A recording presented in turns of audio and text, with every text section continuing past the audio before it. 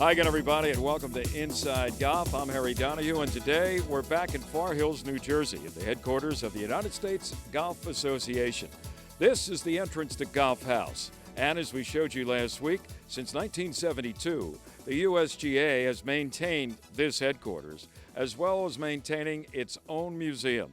The USGA has done so educationally and also to preserve the game of golf for future generations. So the USGA we looked at some of the great December exhibits and 22nd, displays, and we're back with a look again at some of those great exhibits and displays from USGA champions and championships. Plus, you never know what you're going to find here. We'll take a look at the club that was used by an astronaut on the surface of the moon. In fact, he even shanked a shot. It even happens in outer space. It's coming up next as we continue our tour of the USGA Museum and Arnold Palmer Golf History Center. Next on Inside Golf. Inside Golf, presented by PGN Plus. Play your golf bucket list. By Jersey Man Magazine, it's a Jersey way of life, and Philly Man Magazine, bringing it to Broad Street. And by the Philadelphia Section PGA, experts in the game and business of golf. Along with being stewards of the game of golf, your local PGA professional wears many hats. We are teachers. We are players. We are managers. We are merchandisers. And community leaders. But we all wear one badge. PGA professionals are well-trained experts who work hard to share the joy of golf with our neighbors for over 90 years. To find your local PGA professional, visit phillypga.com. Brought to you by the Philadelphia section of the PGA. We are the experts in the game and business of golf. The focus, the feel, the friends. Golf isn't just a game, it's an experience, and PGN Plus invites you to experience golf like never before. PGN Plus provides golfers with access to the area's exclusive private courses, and for existing country club members, PGN Plus enhances your membership with intra-club reciprocal play. Select your course, book your tee time, and play the best private clubs the area has to offer. Create your free account today. Visit pgnplus.com, your invitation to private golf.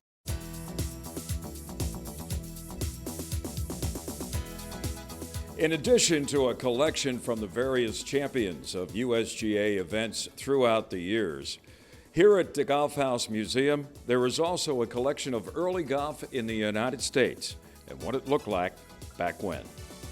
We are here at the USGA Museum with the senior curator, Michael Trossel. And Michael, we are standing in front of a display, clubs of champions between 1931 and 1949. And I see names like Dr. Carey Middlecoff is here, and there's one gentleman who probably doesn't get the recognition that he deserves in terms of a champion of a USGA event at Merion. Actually, the 1934 U.S. Open was won by a gentleman by the name of Olin Dutra. Now, if I mention USGA events at Merion, Olin Dutra's name doesn't pop into most people's mind, right? Yeah, it's probably not coming up with Bob Jones and Lee Trevino, but Dutra was a great champion player in his own right, and it was a great story from 1934. He got really sick, come out from California on the way out there, had severe stomach pains, considered withdrawing even before the championship started, but pushed through and was able to get near the lead going into the final day. Back then, of course, 36 holes in the final day. And Dutra ends up winning. It's a great story. His brother Morty was really the one that kind of kept him in there and told him to push through, and I think he can do it. What's on display here that Olin had during that tournament in 1934? So we have one of his irons here, his Windjammer iron. We have a golf ball he used in 1934 as well. And this club, this right here is interesting. It is a miniature club made from the driver that he used to win the 34 Open. So that was carved out of the wood that he used as a driver that year. That's pretty special. So Olin Dutra, we didn't forget about him, and he's on display forever right here at Far Hills. Immortalized here at the Far Hills, the USGA Museum. Michael, two people we've already talked about and seen when in displays here have been Ben Hogan and Babe Dietrichson Zaharias. But they're also joined here in a display that's labeled Heroic Comebacks. What's the reason behind that? Well, we're in the comeback age, and for the country, for America, we were coming back from the Depression and World War II and coming out of that, and Eisenhower took over as president. Big golfer, by the way. Absolutely. Eisenhower. and kind of into the interstate system and the baby boomer generation. So America was having a great comeback, but so were Zaharias and Ben Hogan. Look at Ben Hogan in 1949. He gets in a near-fatal car crash down in Texas. Doctors tell him he may not walk again, never mind play golf. But he perseveres, goes out, pushes through, enters the 1950 U.S. Open. It was only his second event back that year, and goes out, pars the last hole using this one iron over here. The famed one iron. The famous Hogan one iron. He hits it on the green. The old butter knife hits it right on the green to about 35 feet, 2 putts for par, and then wins the three-way playoff the following day over Lloyd Mangrum and George Fazio. And it was a great comeback. It was inspiring because you have a lot of people who were crippled with injuries from World War II, and Hogan, of course, not quite on that level, was an inspiring sports figure in that sense. And the one iron itself, it took quite a road to get here. It was actually stolen out of his bag between the final round in the playoff in 1950. Wasn't discovered until 33 years later when it was brought to him, and he took one look at it and said, "That's my one iron," and donated us here at the USGA Museum. And I know a couple years ago, as I referred earlier, when we first were beginning this tour with you, you take that on the road, so to speak, and you had it at Marion prior to the U.S. Open there, won by Justin Rose a couple of years ago.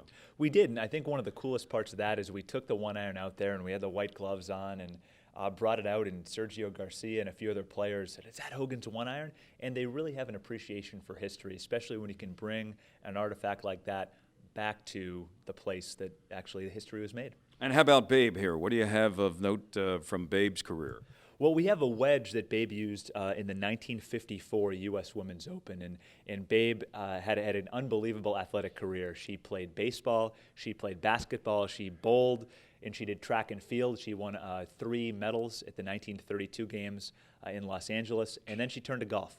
Grantland Rice, the sports writer, turned her onto the game, and she took it by storm. She won a U.S. Women's Amateur, and then 2 U.S. Women's Opens before 1950, and then her final victory in 1954. And what made it so special is the fact that Babe was diagnosed with colon cancer the year before. So she actually played the 54 Open with a colostomy bag and really had to push through some pain and some discomfort when she won there. Another prominent display here at the museum, Michael, involves a gentleman who actually had a tree named after him at Augusta National. The tree's not there, but General Eisenhower, Ike, former president, former NATO commander, Allied commander, is still here. And what's the reason for that, other than the fact that he loved golf? He did love golf. You know, Eisenhower played about 100 rounds a year when he was in the White House, so more than 800 rounds during his 8 years, which is pretty amazing. Probably a lot of them were 36 holes, but we won't go there, right? Yeah, and you know, even when he wasn't out there on the golf course, he loved to just spend a little bit of time playing golf. And this letter we have here is from Eisenhower to the USGA president at the time, Ike Granger, thanking the USGA for putting in a putting green on the south lawn of the White House. Oh, okay. That's where the origin of that is from. Exactly, and it's still there today. It was taken out for a little bit under the Nixon administration, put back in under Bill Clinton, also a big golfer. But Eisenhower loved to play the game, and he would actually take an 8-iron or a wedge and kind of swing it when he was pacing back and forth, dictating to his secretary every morning. And even when President Kennedy took over in 1961, he walked into the Oval Office and noticed some pockmarks in the floor, and asked a carryover from the Eisenhower administration what the deal was with the floor being all marked up. He said, well, Eisenhower put on his golf spikes and walked back and forth when he had to dictate or talk on the phone or anything like that. So Eisenhower, golf was always on his mind. Let me ask you this before we let you go. And you, as I say, know this place inside and out. Do you have a favorite display, a favorite part of the building? You know, I'd say my favorite artifact in here is the Moon Club. It's a club that really transcends golf history and goes on to popular culture. Like, I know when my parents come in here, neither of them are big golfers, that's what they gravitate towards. It's something, you know, I saw this on TV. I saw Alan Shepard swinging golf club. So I think that's really cool. We've got so many great artifacts from Bob Jones and Ben Hogan and Jack Nicklaus and Tiger Woods from golf tournaments or championships. But that club, I mean, there's only been one club on the moon, and that was it. Yeah. Michael, thank you. It's always a pleasure. Thank you very much. Look forward to coming back and seeing the expansion. Can't wait to have you. Stay with us. More to come here on Inside Golf from the USGA Museum. We'll be back with a look at the Hall of Champions. Each one of these plaques has on it a name inscribed of a USGA champion from the past. Stay with us. You know, golf course superintendents are the unsung heroes of our great game. Thanks to the game's efforts, We now have turf that needs less water And is more sustainable. and offers natural wildlife habitats on our courses. If you love golf like I do, Like what I do, thank a golf course superintendent. Thank a golf course superintendent. do thank your golf course superintendent. thank a golf course superintendent. A message from the Golf Course Superintendents Association of America. Along with being stewards of the game of golf, your local PGA professional wears many hats. We are teachers. We are players. we are managers We are merchandisers. and community leaders. But we all wear one badge. PGA professionals are well-trained experts who work hard to share the joy of golf with our neighbors for over 90 years. To find your local PGA professional, visit phillypga.com. Brought to you by the Philadelphia section of the PGA. We are the experts in the game and business of golf.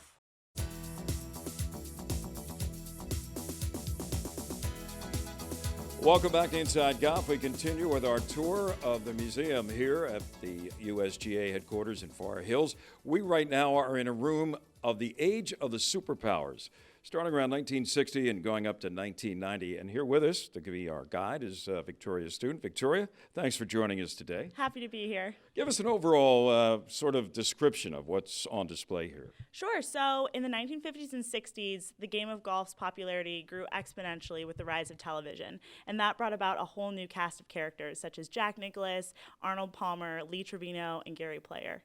And do you have any particular favorite artifact, something that you think most people would like to take a look at? Yeah, sure. So right behind us over here is a visor worn by Arnold Palmer in the 1960 U.S. Open at Cherry Hills. And this actually remains the greatest final round comeback in U.S. Open history. He shot a final round 65 to make up a 7-stroke deficit. And following sinking his final putt on the 18th hole, he threw his visor up into the air, and it landed near Skip Manning, the 11-year-old nephew of Cherry Hills Club professional. And he picked this up and had Arnold Palmer sign it. And it actually remained in Manning's possession for the next 48 years. And he donated it to the museum 48 years later. And It looks very well worn. I don't know if the youngster wore it himself after Arnie tossed it, but it looks like pretty well worn. we like to joke around that it looks like he took it out for a few rounds to show it off to his friends. What else is here that people you think would really get a kick out of seeing? I think the Moon Club, which We heard about the Moon Club. Definitely. Show us the Moon Club. Sure. Give us an idea. Wow, how did it get here? Yeah, so this is definitely a personal favorite of all of us here working at the museum. Alan Shepard had already secured his place in history when he was the first American in space in 1961. But a decade later, he cemented that legacy and also brought golf into hundreds of millions of households. So this club was actually at the suggestion of comedian Bob Hope. Yeah, Shepard got the idea that he would like to hit a golf ball on the surface of the moon. So he and golf professional Jack Hardin from Houston attached a 6-iron club head to this instrument used for rock and soil samples that he would collect on the lunar surface. And when he got up there, he hit 2 golf balls. One he shanked into a crater. No, don't say it. Yeah. Was that the first one? He was the first one. Oh, my goodness. It's quite difficult in a very bulky spacesuit, you can imagine. No excuses. Yes. Victoria, no excuses. So then the second one he connected with very well, and he famously said it traveled miles and miles and miles. And in 1974, entertainer Bing Crosby, who is a friend of Shepard and also a committee member of the USGA Museum, helped secure it for Golf House. That's amazing. So those 2 balls are still up there, Still up on the either moon. floating in space or laying somewhere in a crater. Probably. And he actually never revealed the brand of the golf ball so that no one would profit off of it. Well, I imagine, Victoria, no display of champions would be complete without something from Tiger Woods. Certainly, and we have here his wedge that he used in the 2000 U.S. Open at Pebble Beach, and he authored one of the most dominating performances in sports history. Sort of lapped the field, didn't he? He did. He won by a record 15 strokes, which broke the previous record by 4 strokes. and he made 21 birdies over the course of the championship. So that wedge helped him get there. Yes, certainly did. And actually, between 1991 and 1996, Tiger Woods won 6 consecutive USGA championships. And he won, what, 3 U.S. amateurs, I believe, Yep, right? 3 3 U.S. juniors and then 3 U.S. amateurs right in a row. So his match play record is quite incredible. Now he signed, I see over here, this would be, what, is that from that same U.S. Open at Pebble Beach? Yeah, right there you can see an autograph flag from the 2000 U.S. Open, the 100th U.S. Open in our history. Well, Victoria, we are now in the very spacious Hall of Champions. A lot of names up on the walls here. Give us the history and the significance of this room. Sure. So starting in 1895 was when we had our first 3 USGA championships, the U.S. Open, the U.S. Amateur, and the U.S. Women's Amateur. And from then until today, we have the name of every USGA championship up on the walls. And here you can see the 13 trophies for our 13 USGA championships held annually. And do you have a particular favorite looking at these trophy cases? Sure. I love the U.S. Women's Amateur trophy. It is ornate. It is. It's totally different from all of the other ones we have. You can see the details with the coloring and the inlay. Now, there's a little history involving, in the same display booth, one of the trophies there, right? Sure. The U.S. Open, which you can see has the winged victory across the case here on top of it, that trophy was actually destroyed in a fire in 1946. The policy is that the champion used to take the original trophy home with them following their win, and Lloyd Mangrum took it home to his club, which unfortunately burned down in a fire with the trophy. So had to have another one made. So that was 1946, and after that, you couldn't take it home with you, I assume. I believe it actually continued until the 1970s, but at that point, now the champion will take home a champion replica, which will then come back, be engraved, and be given to the next one. We have to kind of clean it up in case they've been, doing some extracurricular activities with it. Now, I look around here at the various plaques on the wall and the names engraved, and you still have a lot of space. I'm just thinking, what happens 50, 100 years from now? It won't be your problem or my problem to worry about where they're going to extend the Hall of Champions. Certainly. I'm not sure what will happen once we run out of plaques. Stay with us. More to come from the USGA Museum here in Far Hills. And by the way, the museum is open 6 days a week from Tuesday through Sunday. And it's less than 2 hours away from Center City, Philadelphia. At Valley Forge Casino Resort, we're rolling out the action and bringing it all to the table. So go all in at Philadelphia's New Year's Eve destination. Make your New Year's plans. Third Eye Blind rocks in the new year. The Vault all-inclusive party with Hot D. Dinner by Luke Palladino at LP Steak. Tickets and packages available at bfcasino.com. Valley Forge Casino Resort, the only Philly area casino that has it all.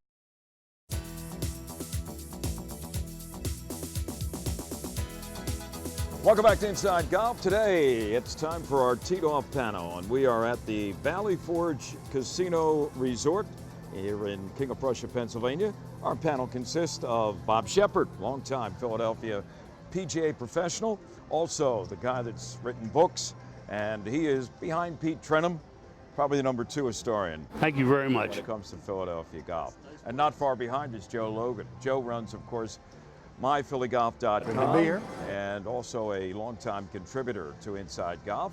And we have with us today Ed Harris. Ed is the Director of Marketing and Communications for Valley Forge Tourism and Convention Board. And we have you here today specifically to talk about a project you're going to launch this year, Ed.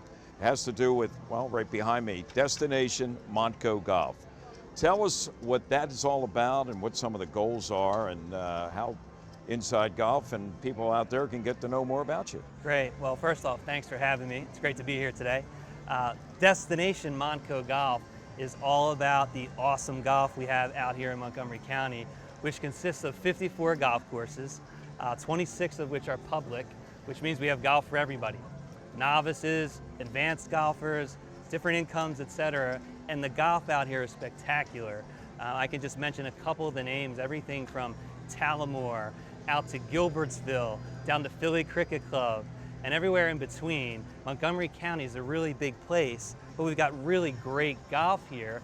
And this spring we're launching Destination Montco Golf, and we're really excited because we think people will want to come here and experience golf all weekend, and then afterwards check out some of our great restaurants, stay in one of our 78 hotels, experience our world-class shopping, etc. So we're really excited. Yeah, I've often said if anybody took an aerial tour, Bob, of Montgomery County, it would look like Myrtle Beach. I mean, there's so many golf courses. They practically link up to each other. Definitely, yeah.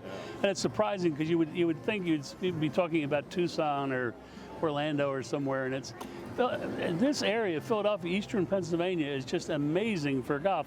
And that's from the north border up there in Pennsylvania, the Scranton area, all the way down to Delaware, and then up into Penn State. Everywhere you go, there's not only golf, there's good golf. And Montgomery County, it's amazing. And if you have access to all these courses around here, it's got to be a home run. I mean, it can't be a better place to hang out.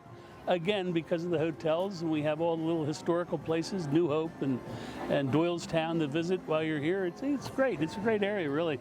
Lovely place to hang your hat. Joe, you got any questions for Ed? If you book a wedding or something, do you get access to the golf course? What are the various policies of the clubs? Or I guess when it comes to accessibility, right. I mean, a private club, yeah. A significant portion of the clubs out here in Montgomery County do have banquet space, and that's a really big deal, especially when you're talking about wedding season.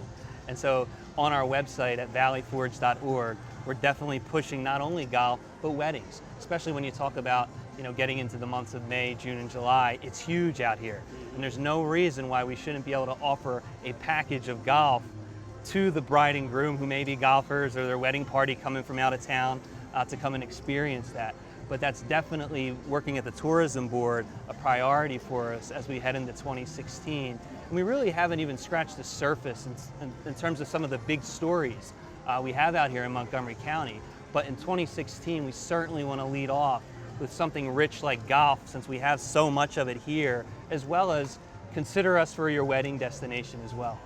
So is this going to be a national marketing campaign? I mean, are we going to start seeing Destination Montco Golf showing up maybe on TV commercials or ads in Golf Digest and things like that as another alternative for people, not just in the immediate Mid-Atlantic region, but beyond? Absolutely. Yeah, in May we're going to kick off a campaign, but right now we already have a website. It's montcogolf.com. Write that down, folks, montcogolf.com. Right, and on that website we're going to showcase and celebrate all the great golf we have here. We have plans to partner with Google and do some virtual tours of some of the great golf we have out here, and really advertise where we need to be. Advertise at golf shows, advertise in the right magazines, have a TV commercial, be on billboards, not only locally, but to your point, outside the region, because we really feel like because of the amount of golf we have here and the amenities that surround it, we can get a lot of people to come here and play at our courses. Yeah, well, and you talk about the amenities. I mean, here's one of them, first of all, Valley Forge Casino Resort. Well, you've got proximity to history, not just Valley Forge State Park, but Center City, Philadelphia, Independence Hall, you name it. And you can accomplish a lot in a very small and accessible footprint in the course of a weekend. I never even mentioned the shore. I mean, you're only an hour from the shore. I mean, how good could that be? If you want to play the courses down there, come up here and have an evening at the casino or whatever, it's not that big of a deal, not a big trip. I mean, it's sort of natural. It's just the way things flow around here. Exactly, and we're 18 miles outside of a major metropolitan market, not too far from a major international airport. Yeah. And to your point on the history piece, we have some of the oldest golf courses here in the country. Yep. And when you talk about Valley Forge National Historical Park, that gets 5 million visitors a year. Right. That's a really big deal too. So you can really experience so much by coming to this region. And if you want to talk about shopping, we're seeing 25 million people a year down the street at King of Prussia Mall. Right down and there's lots of other malls and outdoor shopping and great little villages that are close by to a lot of these golf courses. Joe, I want to see a story on myphillygolf.com to see whether George Washington ever hit a golf ball nearby here at Valley Forge State Park. I don't know if he did. Maybe Pete Trenum was there to, give him a lesson. A feathery. He played a feathery, and I think he had an original set of Ping I2s. And Christmas morning? He's all set. A little cold on Christmas. Well, he had other things to do. The river ran fast. That's right. All right, give us the website again, Ed. Okay, it's montcogolf.com. montcogolf.com. You'll be hearing a lot more about Destination Montco Golf as the year moves on. Thanks for joining us. Thanks for having me. Teed Off. Thanks, guys. Inside Golf is back with more in just a moment. The Valley Forge Casino Resort is the region's only full amenity gaming resort, and it's only seconds from the Pennsylvania Turnpike at King of Prussia. It features 600 slots, 50 table games, and there are nearly 500 guest rooms, plus 8 restaurants designed to meet all of your dining needs. So put the beautiful Valley Forge Casino Resort on your destination list. Here to talk about Valley Forge Casino Resort's newest hotspot for live local entertainment is Jennifer Gailey, Chief Marketing Officer. The Vault is a brand new bar and entertainment venue that we just opened at Valley Forge Casino Resort. We're really focusing all on entertainment in this space. We like to have something for everybody. So Fridays you can see great DJs, and Saturdays we're bringing in local bands.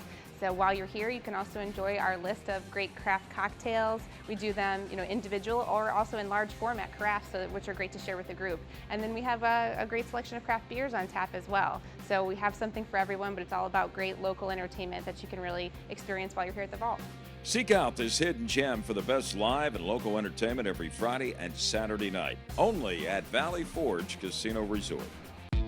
At Valley Forge Casino Resort, we're rolling out the action and bringing it all to the table. So go all in at Philadelphia's New Year's Eve destination. Make your New Year's plans. Third Eye Blind rocks in the new year. The Vault all-inclusive party with hot tea. Dinner by Luke Palladino at LP Steak. Tickets and packages available at vfcasino.com. Valley Forge Casino Resort, the only Philly area casino that has it all. Along with being stewards of the game of golf, your local PGA professional wears many hats. We are teachers. We are players. We are managers. We are merchandisers. And community leaders. But we all wear one badge.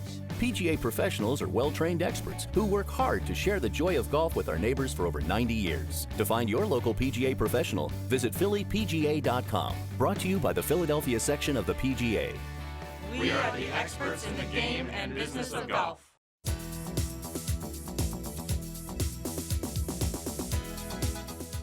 That's it for this week's edition of Inside Golf. Hope you enjoyed another look at the USGA Museum here in Far Hills, New Jersey. Now, if you're thinking about coming here for a tour, keep in mind the museum is open 6 days a week, Tuesdays through Sundays, and it's convenient from the Philadelphia downtown area, less than 2 hours away. And inside, well, as you've seen over the past couple of weeks, the history of the game of golf in America, dating back to the 19th century through the 20th and now into the 21st century. I'm Harry Donahue.